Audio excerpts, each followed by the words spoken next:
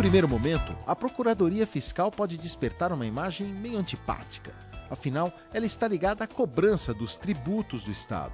Argumento ajuda nessa edição a desfazer esse engano e mostrar o papel social da atuação nessa área. Para falar sobre isso, Márcia Semer conversa com dois procuradores que trabalham na área fiscal, Mônica de Almeida Magalhães Serrano e Paulo Gonçalves da Costa Júnior. Mônica é mestre em Direito do Estado pela PUC São Paulo, além de professora da Escola Superior da Procuradoria-Geral do Estado de São Paulo. Paulo é procurador desde 1989, foi chefe da Procuradoria Fiscal e é juiz do Tribunal de Impostos e Taxa. Está no ar Argumento, Advocacia Pública em Ação. Mônica, Paulo, é um prazer receber vocês dois aqui no programa Argumento. Hoje nós vamos conversar sobre direito tributário, sobre a atuação de arrecadação aí da dívida ativa, de cobrança da dívida ativa do Estado. Então, a primeira coisa que eu vou perguntar para vocês é, vocês atuam na Procuradoria Fiscal, que é a maior unidade tributária aqui da Procuradoria-Geral de São Paulo, com mais de 100 procuradores atuando nesse setor. O que faz exatamente a Procuradoria Fiscal? Mônica, você poderia começar aí? Claro, primeiro gostaria de agradecer ao convite, é um prazer estar aqui, né? E a Procuradoria Fiscal, acho que depois o Paulo também pode me ajudar na complementação, né? Atua em várias áreas, né? Sempre visando a arrecadação tributária, né? Então, nós temos a execução fiscal e atuamos também nas áreas de ações de rito ordinário movida pelos contribuintes. Nós fazemos, então, a defesa do Estado. E isso envolve, então, a atuação no sentido da arrecadação do Estado em relação a vários tributos, especialmente IPVA e ICMS. Né, Paulo? Acho que basicamente. Essa a linha básica, né, da atuação da Procuradoria Fiscal. E eu diria que a nossa atuação hoje tem uma repercussão maior, né, porque se discute muito sobre, não só sobre a arrecadação tributária, a atividade de arrecadar, mas como da preservação dessa arrecadação tributária, das várias investidas que existem para tentar desonerar, né, do ponto de vista dos contribuintes. Existem muitas ações, muitas tentativas de reduzir a carga tributária pela via do contencioso judicial e particularmente na minha área de atuação, da Fazenda Ré, nós atuamos no sentido de defender o Estado, defender a fazenda pública, o erário público na preservação dessa arrecadação. Essa atividade que vocês desenvolvem de arrecadação de tributos, de cobrança judicial dos tributos, nem sempre é uma atividade bem vista, né? Mas é uma atividade que tem uma relevância social bastante grande, na medida, inclusive, que vocês cobram os tributos das pessoas que deixaram de pagá-los regularmente. Eu queria que vocês discorressem um pouco sobre isso. Paulo, você podia começar? Eu acho que existe uma discussão legítima na sociedade sobre a carga tributária, o tamanho da carga tributária, e isso está no plano das opções políticas, legislativas, né? Se aumenta ou não, se reduz ou não a carga tributária. Mas há duas questões fundamentais a considerar no meu modo de ver. Em primeiro lugar, há uma carência muito grande de serviços públicos, né? E o atendimento dessas carências tem que ser feito necessariamente através da arrecadação de tributos. Então, quando nós pensamos em carga tributária, temos que pensar também do outro lado, né? Da carência de recursos e da necessidade de atendê-las, né? Das carências sociais. O segundo aspecto é o seguinte, principalmente para nós que atuamos na área do ICMS. Esse tributo ele está embutido no preço das mercadorias. Então, as pessoas, de qualquer forma, né, a comunidade em geral, a sociedade, paga este tributo. A questão é saber se estes valores vão efetivamente ser carreados aos cofres públicos ou não, né? Quando há uma discussão de uma tese tributária, no caso da fazenda sair-se vencedora, é uma garantia de que esses recursos vão atender a sua finalidade, a finalidade para a qual eles foram pensados, planejados, previstos. No caso de uma derrota da Fazenda, o que acontece é a apropriação privada desses recursos. Então, eu fico muito à vontade, muito confortável para dizer isso, que a nossa atuação, na verdade, ela tem um papel social muito importante e efetivamente atende ao interesse público. E é importante dizer também, ao lado da arrecadação, que os tributos, realmente a carga tributária é elevada, mas a inadimplência também, por outro lado, é muito grande por parte dos empresários, principalmente em relação ao ICMS, né? E para que a pessoa leiga possa entender efetivamente, essa arrecadação do Estado, ela vai suprir políticas públicas, tal como a saúde, como uma escola pública, segurança pública. Então, são questões importantes e vitais a todo cidadão. Então, quando a arrecadação é grande, mas também, por outro lado, ela vai suprir questões essenciais de cada um de nós. É isso que o Paulo colocou, eu acho muito interessante a gente esmiuçar. Quer dizer, com relação ao ICMS especificamente, que é o Imposto sobre Circulação de Mercadorias, quando nós compramos qualquer bem da vida aí, ele na verdade, a gente paga com o tributo incluído.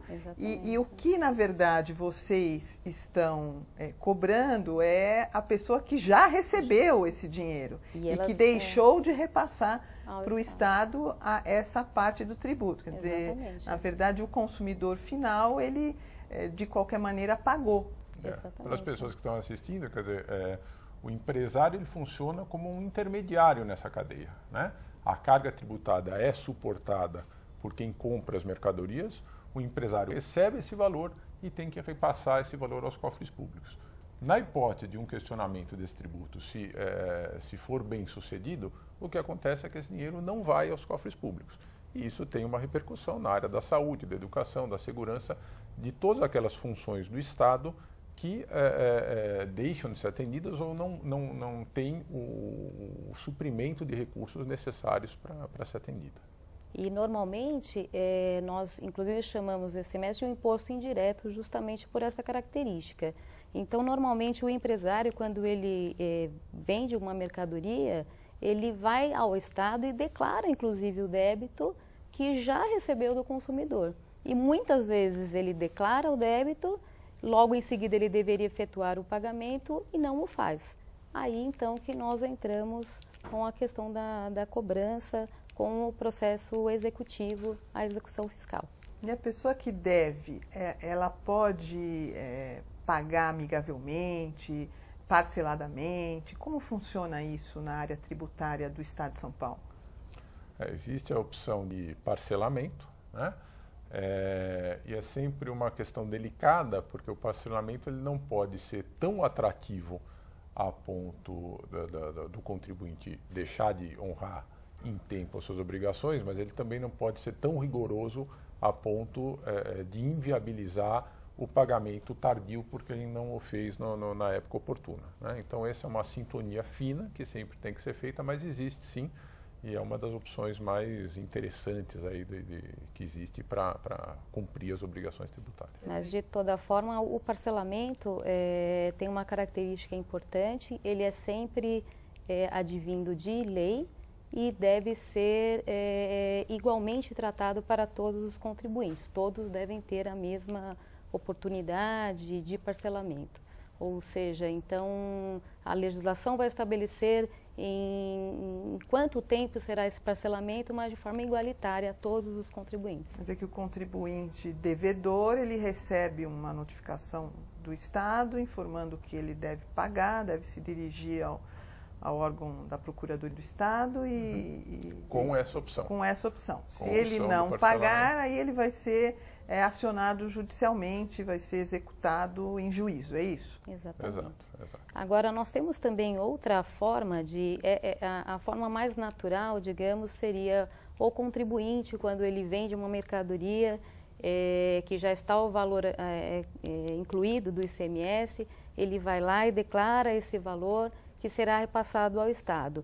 Mas muitas vezes também nós temos dentro da Secretaria da Fazenda um trabalho de fiscalização quando não há essa declaração ou quando há alguma omissão em relação ao contribuinte, são lavrados aí autos de infração e a pessoa, inclusive, tem oportunidade de defesa na esfera tributária administrativa. E vocês trabalham nessa unidade que é a Procuradoria Fiscal, que congrega um número enorme de procuradores, enfim, e que tem um volume grande de processos também. Vocês poderiam contar para as pessoas como é esse volume de trabalho e qual a estrutura que vocês têm ou não têm para trabalhar com isso? O número de profissionais realmente é grande, né? Mas ele atende uma demanda muito grande de serviços, né? Isso, em parte, também explica, né,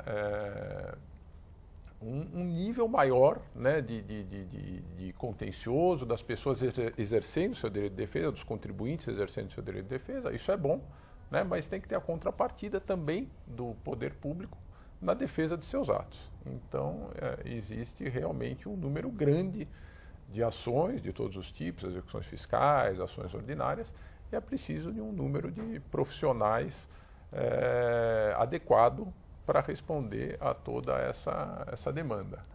É evidente que isto sempre na medida do possível, né? Nós sempre entendemos que talvez precise um pouco mais, né? Mas, por outro lado, temos que entender as dificuldades também com que lidamos nessa atuação cotidiana. E inclusive nós trabalhamos lá em várias áreas diversificadas. Hoje existe basicamente procuradores atuantes na execução fiscal, que nós chamamos de fazenda autora, e por outro lado a fazenda ré, que é quem cobra, exatamente. E por outro lado a fazenda ré, que é quem defende. Que nós defendemos, então, exatamente, né? Que é algum contribuinte entrando com uma ação qualquer e nós vamos fazer a defesa do Estado. E temos também hoje que é onde eu trabalho especificamente, que é um setor que trabalha só com recursos perante o tribunal. E o número de processos hoje no tribunal é muito elevado por conta de questionamentos mesmo por parte dos contribuintes. Então, realmente, o número de procuradores é um pouco insuficiente, digamos, mas claro que a gente também entende a dificuldade e tentamos atuar de forma adequada. Mas um procurador atualmente trabalha com uma média de prazos de 80 a 100 prazos ao mês. Então é bastante coisa. Uma carga elevadíssima, né? Elevadíssima. E o relacionamento com o Poder Judiciário? Porque, na verdade, a arrecadação, ela depende também que a máquina judicial das execuções, o setor das execuções fiscais funcione bem. E aqui em São Paulo, como é que isso se dá, Mônica? Eu acho que o relacionamento é bem adequado, digamos, com o judiciário, né? Não há nenhum problema de relacionamento. Agora, é claro que o judiciário também enfrenta o mesmo problema que nós enfrentamos com o número de processos, que é também muito elevado. Então, por conta disso, geram dificuldades não digo de relacionamento, mas pelo número mesmo de processos, né? Então, por exemplo, na capital, em primeira instância, na execução fiscal, nós atuamos com o anexo fiscal, que são os juízes especializados que lidam somente com as execuções fiscais. Então, a gente tem problemas, inclusive, assim, até físico, de como levar os processos à procuradoria, porque é uma carga muito elevada, né? Mas isso eu diria que não é um problema de relacionamento, é um problema ligado ao número mesmo de estrutura, né?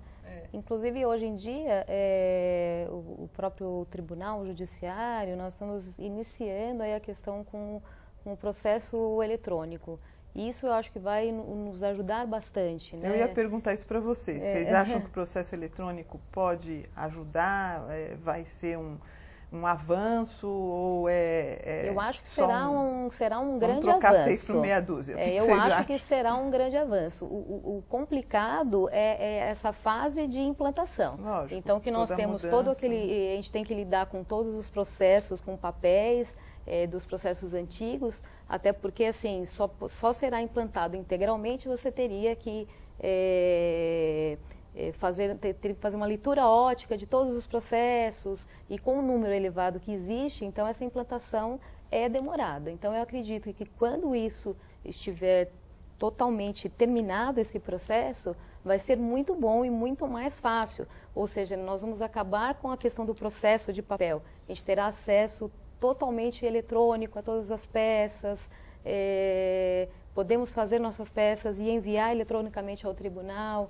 Então, acho que será muito bom, mas ainda, e especialmente na área tributária, eu acho que a demora será um pouco maior. Tem que adaptar, né? Exatamente. Vai ter que passar pela adaptação. Exatamente.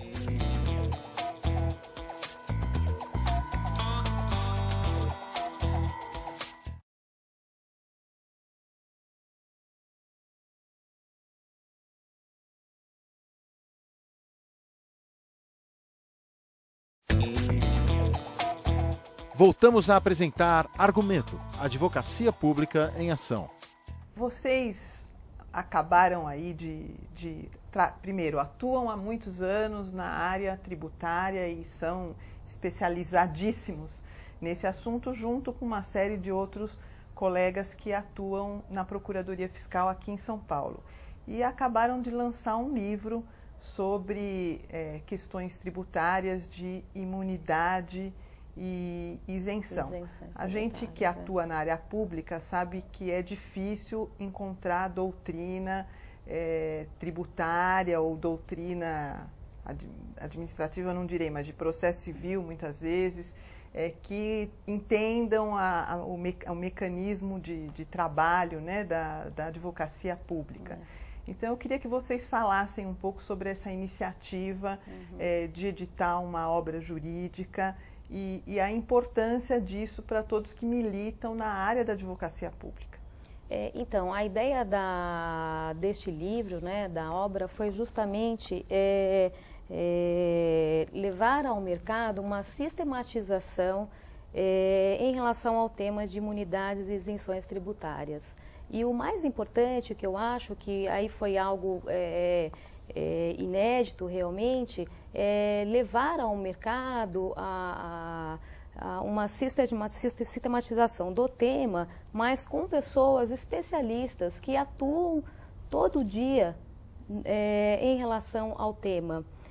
Então, essa obra foi feita, idealizada com vários artigos, e sendo que cada profissional são procuradores do Estado e agentes fiscais que trabalham com o tema e também que militam na Escola Superior da Procuradoria do Estado.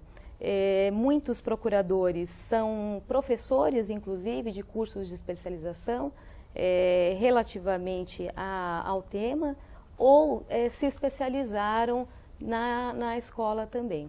Então, a ideia foi justamente unir o profissionalismo das pessoas que atuam com o tema e levar ao mercado algo que eu acho que havia uma carência no sentido de sistematizar mesmo o tema. Eu falaria sobre o estudo que eu fiz específico nesse livro, que diz respeito à questão da imunidade nas negociações interestaduais envolvendo petróleo, combustíveis e derivados. Para se ter uma noção, né, da importância que isso teve, um debate durante muito tempo, nas operações interestaduais, né, que envolvem vendas de um estado a outro desse tipo de produto, há uma previsão de não incidência do ICMS. Para quê? Para garantir que o imposto seja cobrado no estado de destino. Mas isso, durante um certo período, foi interpretado de uma forma, por uma parte considerável da doutrina, e mesmo isso teve muita aceitação de início no próprio contencioso administrativo paulista e no Poder Judiciário, de entender que nessas operações interestaduais, quando destinadas a um consumidor final em outro estado, não haveria incidência do ICMS. Isso representava um desfalque muito grande para a arrecadação tributária, né? E por um trabalho das procuradorias, né, não só da Procuradoria do Estado de São Paulo, mas de outras procuradorias de outros estados da federação, conseguimos reverter isso daí. Os estados produtores de petróleo, nesse caso, perdiam muito dinheiro? Não, na verdade, os estados consumidores, né, a arrecadação tributária, mas como todos são consumidores, havia uma perda muito grande e um planejamento tributário. Então, quem queria comprar petróleo e derivados de petróleo não comprava no seu estado, comprava no outro estado e invocava essa imunidade que se destinava a um outro fim para garantir que não pagasse imposto nessa operação. Então teríamos aí uma situação esdrúxula, que petróleo, seus derivados, gasolina, combustível, não pagasse imposto, né? Então o cidadão comum que vai ao posto para abastecer seu carro paga imposto, né? E quem tinha essa possibilidade de comprar em outro estado não pagaria, né? Felizmente, essa tese aí desoneratória, né, que buscava afastar a tributação, foi afastada. Então, esse é o tema que eu trato no livro. E isso tem esse é o tema, vamos dizer, passado, né? Existe um tema atual, que é a questão da distribuição aí dos recursos dos royalties do petróleo. Um tema bem atual. Que está no Congresso. Exato, né? Que está sendo discutido. E eu toco nesse assunto também porque a ideia do Constituinte, houve um acordo na época da Constituição de garantir o ICMS ao estado onde o combustível fosse consumido. E a compensação, a contrapartida para os estados produtores era que a receita dos royalties do petróleo fosse garantida a esses estados, né? Esse acordo, esse pacto, está sob risco atualmente, né, na medida em que se está querendo distribuir também os royalties. É um tema que no presente imediato interessa mais ao estado do Rio de Janeiro, do Espírito Santo, os estados produtores, mas que também poderá interessar no futuro bem próximo ao estado de São Paulo, com a possibilidade de exploração do pré-sal e das reservas. Outro aspecto que eu acho interessante, que foi abordado no livro, eu verifiquei que alguns artigos abordam esse mesmo tema, e eu também no meu artigo, apesar de falar sobre ITR, eu abordo um pouquinho sobre a questão da interpretação da imunidade e isenção, porque são formas de desoneração tributária, ou seja, são situações em que não irão incidir o imposto, o ICMS ou em algumas situações de IPVA. Então nós temos que ter muito cuidado com a interpretação de quando irá incidir essa imunidade ou isenção. Podia dar uma pincelada rápida qual a distinção entre imunidade e isenção para quem nos ouve aqui? Sim, a imunidade, na verdade, ela estaria consagrada basicamente pela Constituição. E eu trato a imunidade como uma garantia verdadeiramente institucional, porque ela estaria ligada à preservação de direitos e garantias fundamentais da Constituição. Agora, não se pode esquecer que, ao lado disso, nós temos que interpretar essa imunidade ao lado da arrecadação do Estado, que também é essencial ao Estado. Então, a imunidade, quando ela está garantida pela Constituição, ela deve servir basicamente para preservar aquele direito essencial para o qual ela está sendo dirigida. E também a isenção, o que seria? Ela tem basicamente a mesma finalidade, só que ela vem estruturada em legislações e não na Constituição. É basicamente essa a diferença dos dois. Olha, eu queria, infelizmente, estar acabando aqui o nosso programa. Foi muito bom conversar com vocês. Acho que foi muito esclarecedor para quem nos ouviu aqui saber do aspecto social mesmo que está por trás do trabalho do colega que faz a cobrança da dívida ativa, né, das dificuldades aí desse trabalho. Então, eu queria parabenizar vocês pelo livro, né? e agradecer a presença. Espero que voltem em outra oportunidade para nós podermos aprofundar outros temas. E agradecer também a todos que assistiram esse programa Argumento, convidando para que estejam conosco na próxima semana.